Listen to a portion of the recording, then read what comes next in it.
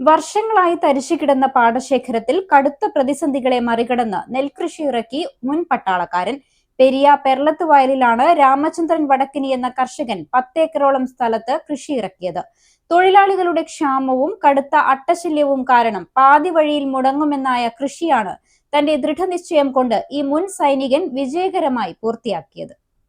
ഇനി എങ്ങോട്ടെന്നും ഈ മുഖം തന്നെ കാണണമെന്ന് ഉറപ്പാണ്. 100%. 100 വർഷം സുമംഗലിയായിരിക്കട്ടെ. 100 വർഷങ്ങളായ ബന്ധങ്ങൾ, 100% ഉറപ്പ്. ഭീമയുടെ സംശുദ്ധി.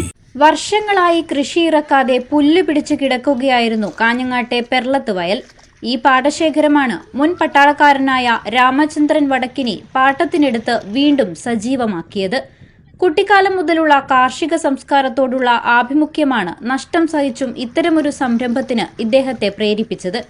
മെയ് മാസത്തിൽ തന്നെ 10 ഏക്കർ സ്ഥലത്തേക്ക് ആവശ്യമായ ഞാറ് രാമചന്ദ്രൻ തയ്യാറാക്കിയിരുന്നു. എന്നാൽ നിലമൊരുക്കിയ ശേഷം ഞാറു നടാൻ തദ്ദേശീയരായ തൊഴിലാളികളെ കിട്ടാതിരുന്നത് ആദ്യ പ്രതിസന്ധിയായി. തുടർന്നാണ് ഇതര സംസ്ഥാന തൊഴിലാളികളെ ആശ്രയിക്കാൻ തീരുമാനിച്ചത്. പക്ഷേ പാടത്ത് കടുത്ത അട്ടശല്യം നേരിട്ടതോടെ ഇതര സംസ്ഥാന തൊഴിലാളികളും പിന്മാറി. വലിയ തുക ചിലവഴിച്ച് നിലമൊരുക്കിയ ശേഷം കൃഷി പാതി വഴിയിൽ ഉപേക്ഷിക്കേണ്ടി വരുമോ എന്ന ആശങ്കയിലായിരുന്നു രാമചന്ദ്രൻ. തുടർന്നാണ് ഇദ്ദേഹം പെരിയ കൃഷി ഓഫീസർ ജയപ്രകാശിന്റെ സഹായം തേടിയത്. വിവരമറിഞ്ഞ് കൃഷിവകുപ്പ് ഡെപ്യൂട്ടി ഡയറക്ടർ സ്ഥലം സന്ദർശിക്കുകയും അട്ടയെ തുരത്താൻ ആവശ്യമായ കുമ്മായം സബ്സിഡി നിരക്കിൽ അനുവദിക്കുകയും ചെയ്തു.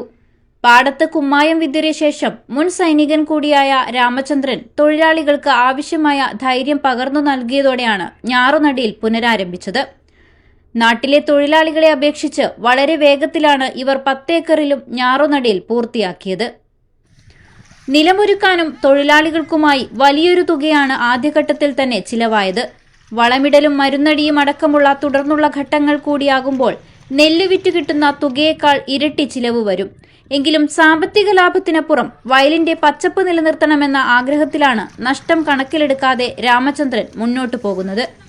News 14 live, Kasaragod.